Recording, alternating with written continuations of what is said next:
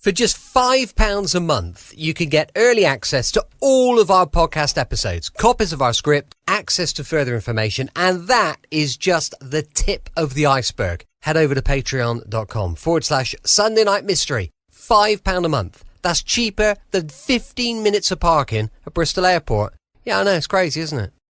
Hello, good evening. Welcome to another episode of Brad's Old Time Radio Show. Welcome to my home here in beautiful Lyme Bay. George and I have been out and about today. George he gets 3 hours off on a Friday between his lessons and his bits and pieces. So we went out for a little trip. We went to a lovely farm shop where they've got a little restaurant. It was lovely. It was out in the countryside and it was lovely. Rolling hills all around us. Sat there, took Lola with us. We sat in the sunshine and I thought, well, what an idyllic place. That was my thought immediately. What an idyllic place to stop for lunch. However, when I got the menu, George didn't like anything. So we ended up going back to where George does like, and he just had waffles and ice cream, which was a shame because I would have quite fancied going somewhere a little bit different, a bit more upmarket, but there we are. What can you do? When your 12-year-old says no, the answer's no, isn't it? Thank you for joining me once again for our regular late night visit to those dusty studio archives of old time radio shows right here at my home on the south coast of the United Kingdom. I'm Brett. I'm your host for our Nighttime Podcast. Welcome to another episode. Now, do remember we've got loads of social media. We've got Facebook, Instagram, YouTube. We've got TikTok, but we don't do an awful lot on TikTok because I'm sort of waiting for it to be banned because of the whole China thing. Whether or not that happens, I don't know, but I think we need to be prepared just in case. Now, with it being a Friday, we've got a little bit of comedy. It's Dad's Army, and this one is called Sergeant Save My Boy. It's episode 5 of series 2.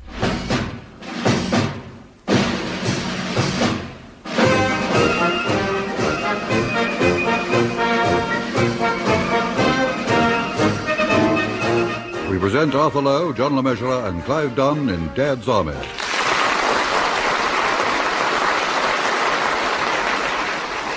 Sergeant Save My Boy, featuring John Laurie, Arnold Ridley, and Ian Lavender, with this week's guest, Pearl Hackney. Here is the news, and this is John Snagg reading it. It is 1941. The Nazi menace, like a creeping pestilence, slowly stifles the life out of Europe. But here in Great Britain, thanks to our brave forces and the gallant men of the Home Guard, we continue to breathe the sweet air of freedom. At the local Home Guard headquarters at Warmington-on-Sea, Captain Mannering is about to begin one of his lectures. Right, men. If you pay attention to the blackboard, you'll see that I've drawn this map of our section of the coastline. I want to review the technical disposition of our forces in the light of the broader strategical picture as it now is. In other words, where do we tell Jones to put his bayonet? Yeah, thank you, Fred. Hitler is across the Channel, licking the wounds that we gave him at Dunkirk. But make no mistake about it, he is desperate and dangerous. And perhaps the more so now that he's enmeshed with our ally, the Russian bear. I always thought they were communists. Yeah, we won't go into that. In times of stress, one can't be too choosy about one's bedfellows. Especially when you get to his age.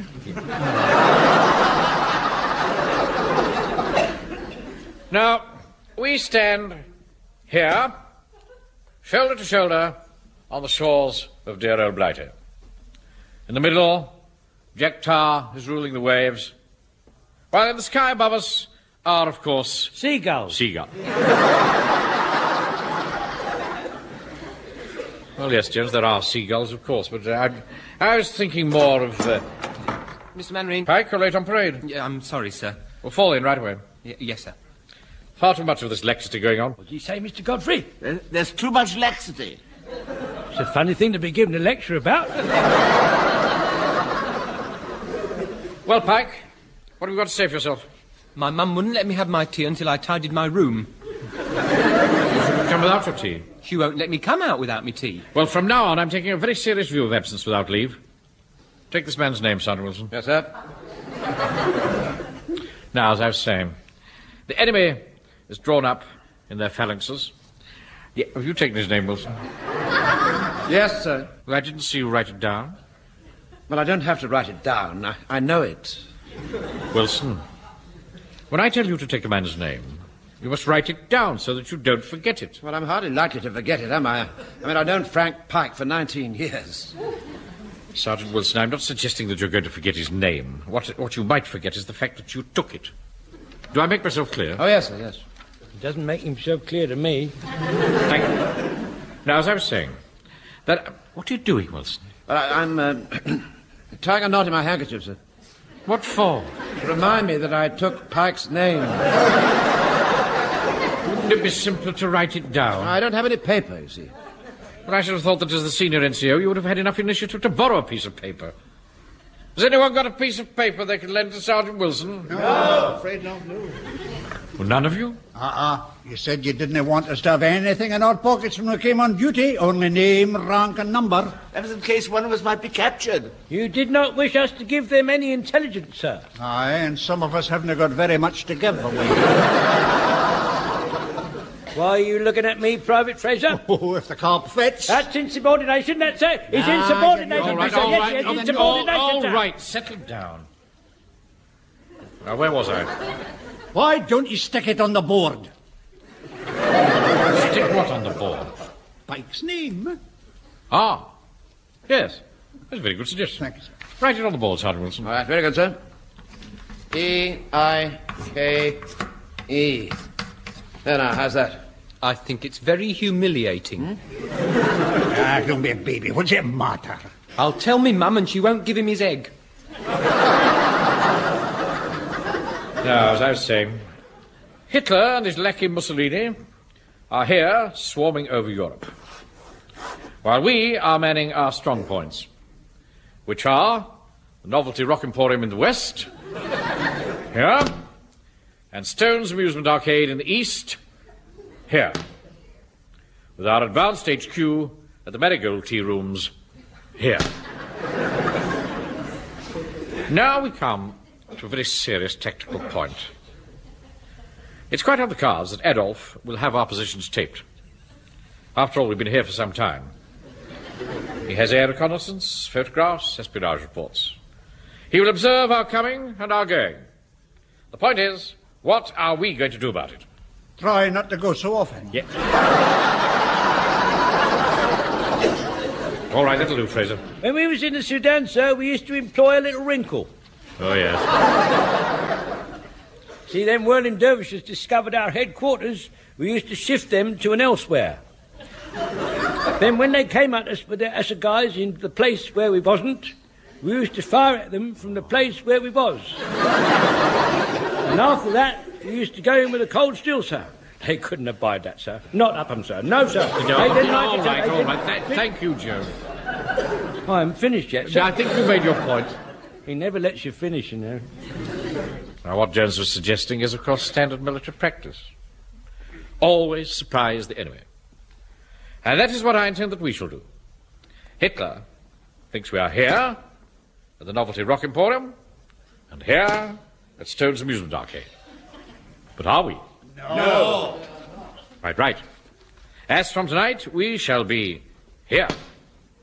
Now, can anyone tell me what I've drawn on the blackboard?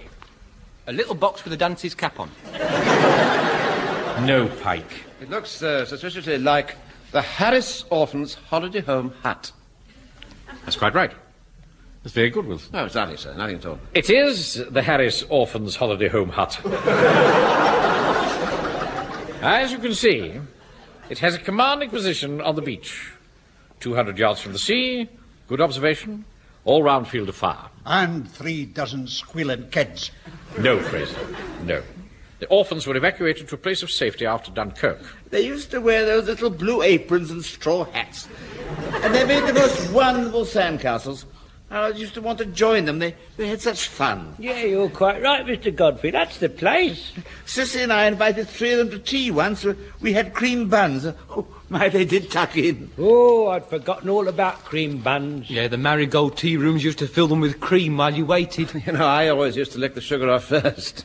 Yeah, otherwise it was so fine, it went up my nose and made me sneeze. Yeah, Wilson. May we please return to the tactical situation? I'm so sorry, sir. As I was saying, it has a commanding position and an all-round field of fire. If Adolf attacks us in the Novelty Rock Emporium, well, as from tonight, we shall give him everything we've got from the Harris Orphans' Holiday Home Hut.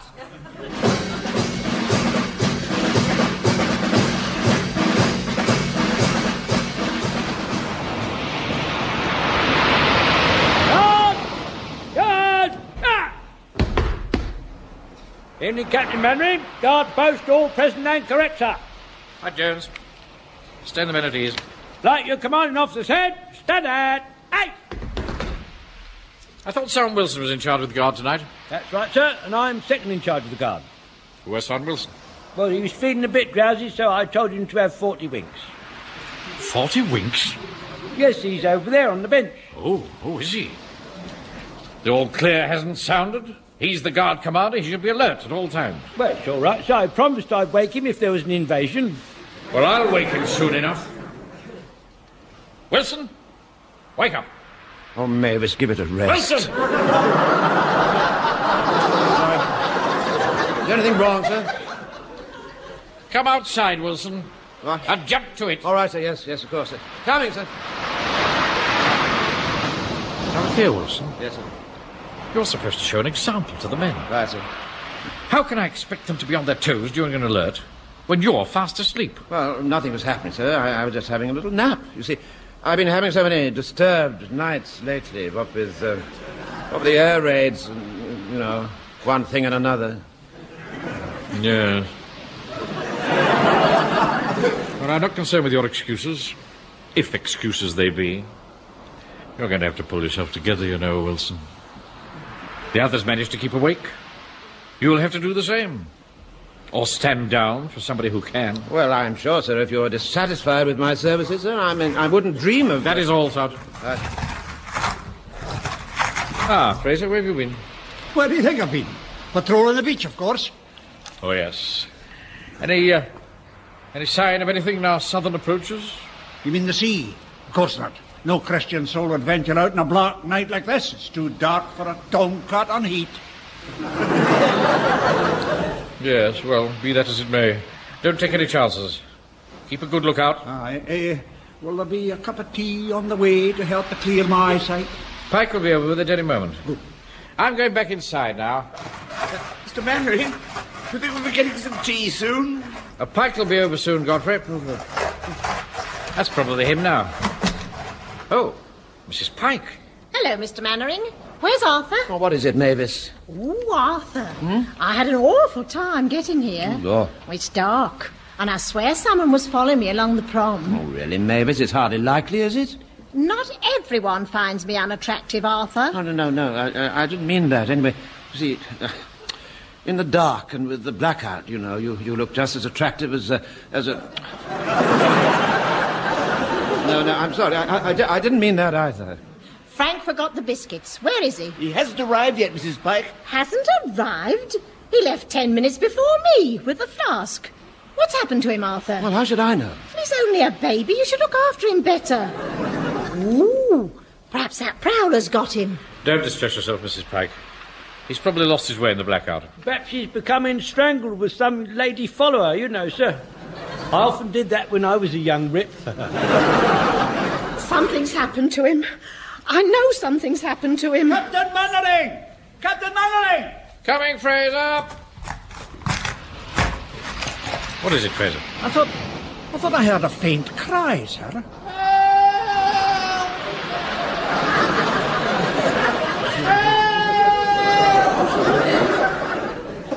It's him over there, sir, to the water's edge.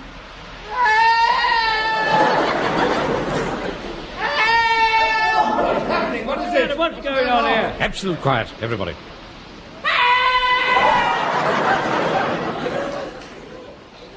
It's Pike.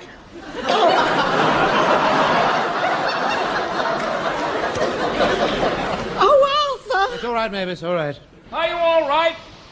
I've hurt my leg and I'm caught in the barbed wire. Stupid boy. What's he doing there?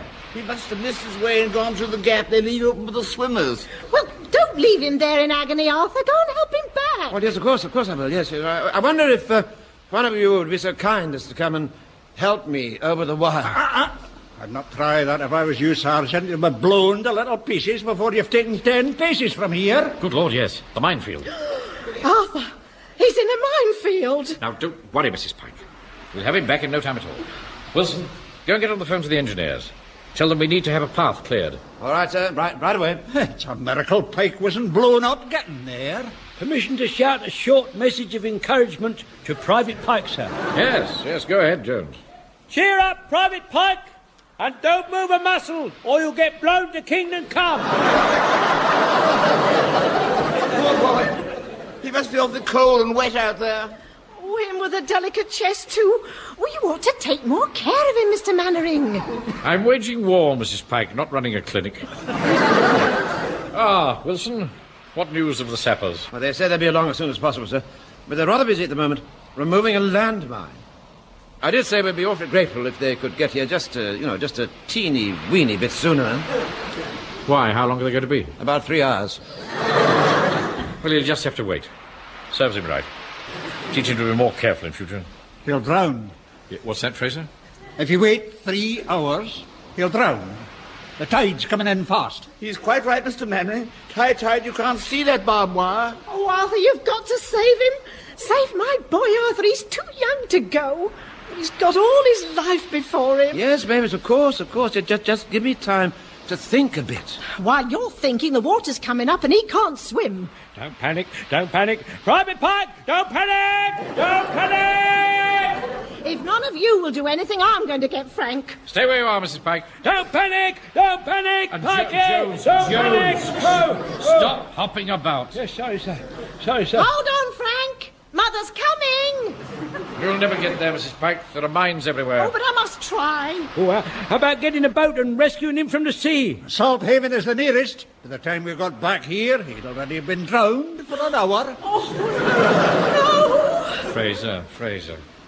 Do try and choose your words a little more carefully. Somehow we've got to get him across that minefield. Did anyone see it laid? Aye, I did, sir. It was done in a sort of criss-cross pattern. The mines were laid about 5 yards apart, sir. Well, we have to clear a path across somehow ourselves. You know, sir, I saw a pamphlet once a little while ago. I believe it's the sort of the done thing, to sort of prod the ground and feel for the mines. You're right. Good thinking, Wilson. Yes, sir, we could use a bayonet, sir. And when we felt a mine, sir, we could detour ourselves. Yeah. Very good, Joe. Don't forget, sir, there's the scaffolding and the rows of barbed wire. The scaffolding's for tanks. It's no obstacle to us. We shall have to cut the barbed wire. Get the cutters from the hut, Fraser. Come on, sir. We shall need something to mark the path as we go along. What about those little flags the orphans used to put on their sandcastles? There's some of them in the hut, and they're awfully pretty. Yes, it was a very good idea, Godfrey. Bring some of those as well, Fraser. I will. Right. Now, we can't wait for the engineers. We'll start to clear a path. I know I don't have to ask for volunteers, so follow me.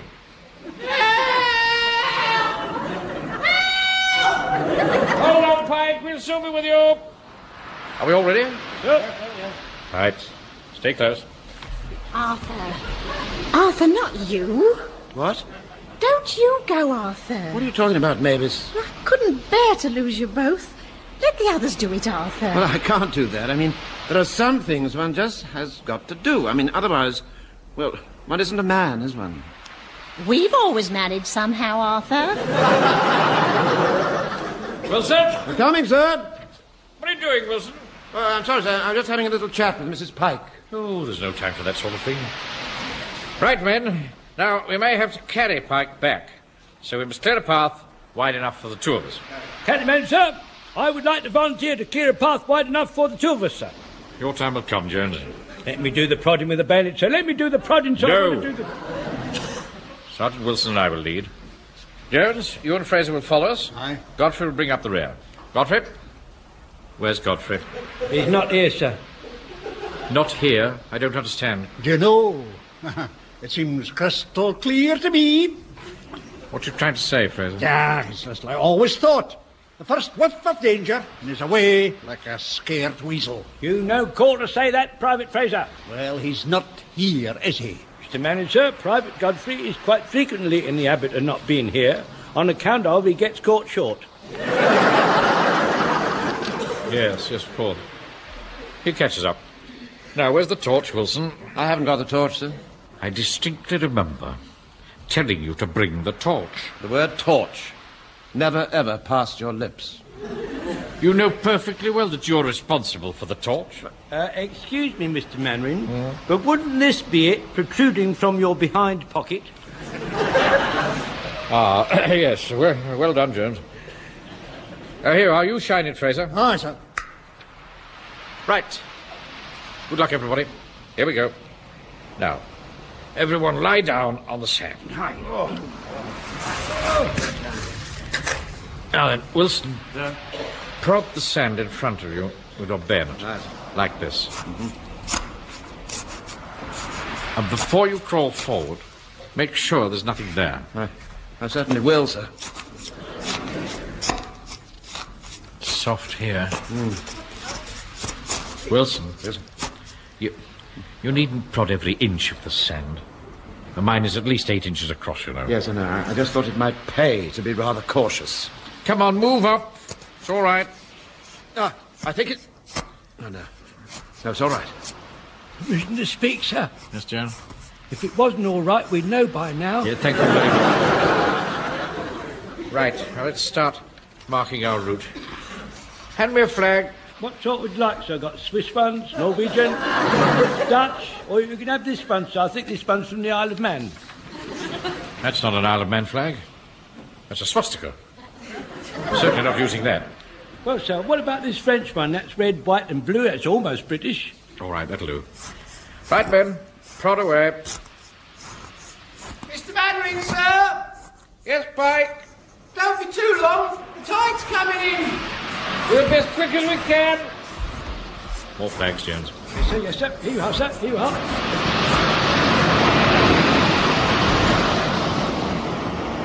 Oh, dear. I'm going to drown. I know I am. I say, Halt! Who goes there? Friend or German? it's only me, Frank. Mr. Godfrey, how did you get here? Well, it seems to me if you could walk along by the water's edge from the bathing gap, that I might be able to, I brought you a pair of water wings in case the others took some time getting you. They might help you keep afloat. Thank you. Hey, you can't swim yourself, can you? Oh, it's all right. I bought 2 pair of water wings. I expect you're getting rather cold, so I brought a blanket. There you are. Oh, thank you, Mr. Godfrey. I don't know what my mum will say if I get a chill. I think I'd better inflate these water wings just in case.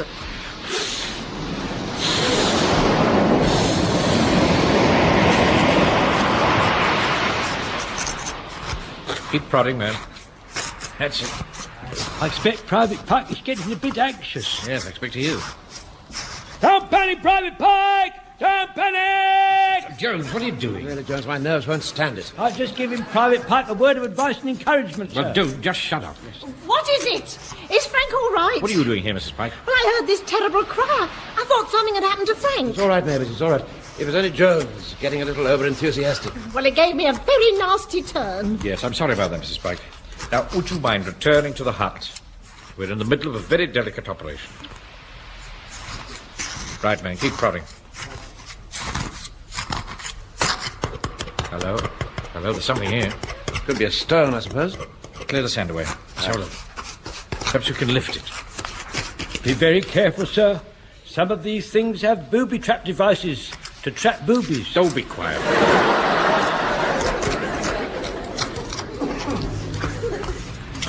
It's metal, all right. It's not very large, though. Just as I thought. It's a mine. It's a mine. It's a mine. Don't panic. It's a mine. It's a mine. It's a mine. Jones, will you be quiet? Just a minute. There's some writing on it. And it's not in English. Shine the light over here, Fraser, will you? Mm-hmm.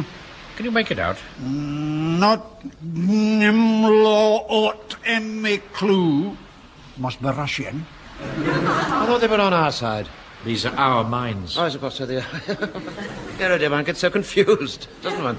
Here, let me have a look. Will you please not interfere with our mine, Mrs. Pike? You're reading it the wrong way round. It says, welcome to Walmington. It's a child's bucket. So it is. Very similar shape, of course. It's nothing like a mine. Mrs. Pike, will you please return to the hut? I don't see why I should... Mavis, please. Oh, very well, then. More flags, Jones. Yes, sir, hold on, sir. Right you are. Coming up. I must say, we seem to have a good supply. Well, there weren't many, sir, but with great ingenuity I've been using them twice. You've been what? The old fool! He's taking out the markers behind us. Really, Jones? Oh. It's awfully tiresome of you. Oh, never mind. Keep going, men.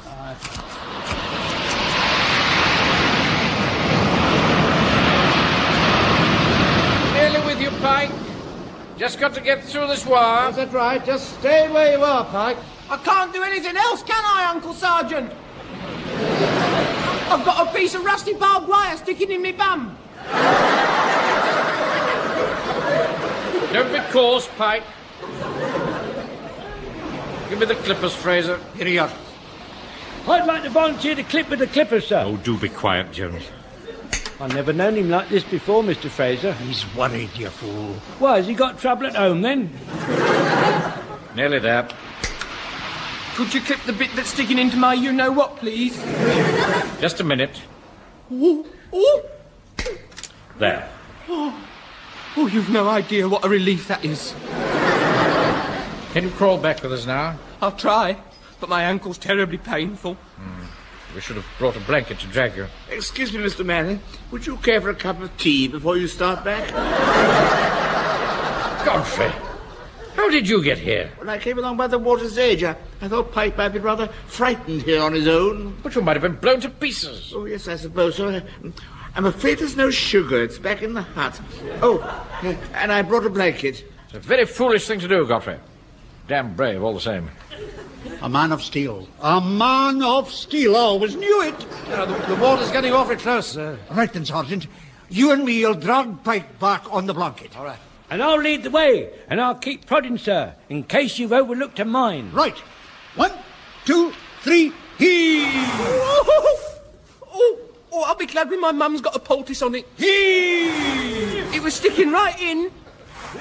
Heave! It was all rusty as well. Heave! Hey, can you die from rust poisoning? Oh, do be quiet, Frank.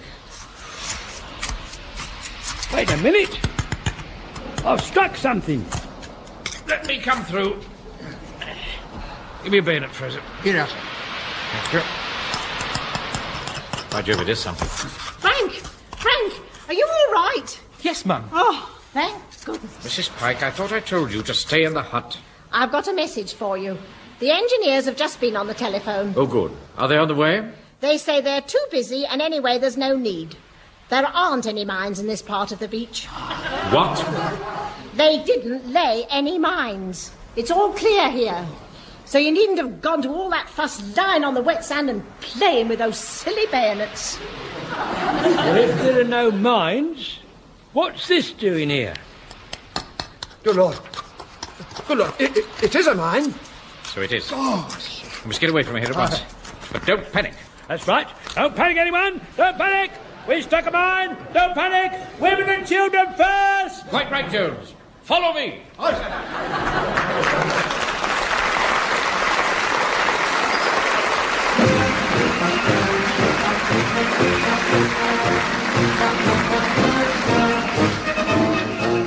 In that episode of Dad's Army, based on the original television series by Jimmy Perry and David Croft, you heard Arthur Lowe as Captain Mannering, John LeMessurier as Sergeant Wilson, Clive Dunn, Corporal Jones, John Lorry, Private Fraser, Arnold Ridley, Private Godfrey, Ian Lavender, Private Pike, and Pearl Hackney as Mrs. Pike.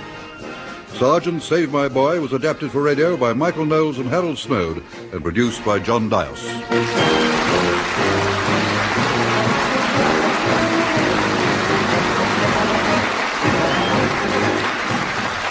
Welcome back. Hope you enjoyed our latest episode of Dad's Army. And don't forget, with it being a Saturday tomorrow, I'm out discoing tomorrow night for a friend. Even though Vic is away, Vic's mum and dad are going to the party, but Vic is going to be away. However, I'm still doing the party. But there we are, not to worry. It'll be nice and fun, I'm sure. Roger phoned me yesterday to say, look, you're a guest. You're not just the DJ. You are a guest. Help yourself to the buffet. I do like a bit of buffet. And I'm sure it'll be a lovely buffet. Don't forget, we've got a supporter page where you'll find a whole bunch of stuff. It's at patreon.com/Sunday Night Mystery. And, for now, thanks for listening. I'll be with you 7 days a week, each and every week, and I'll see you tomorrow on Brett's Old Time Radio Show. Love you. Bye. Check out our fabulous new podcast, Sunday Night Mystery, every Sunday at 3 p.m. GMT. We delve into unsolved mysteries with gripping tales, thrilling theories, and captivating investigations. From infamous cases to lesser-known mysteries, each episode promises suspense and intrigue. Join the conversation and subscribe now on your favourite podcast platform. Sunday Night Mystery, every Sunday from 3 p.m.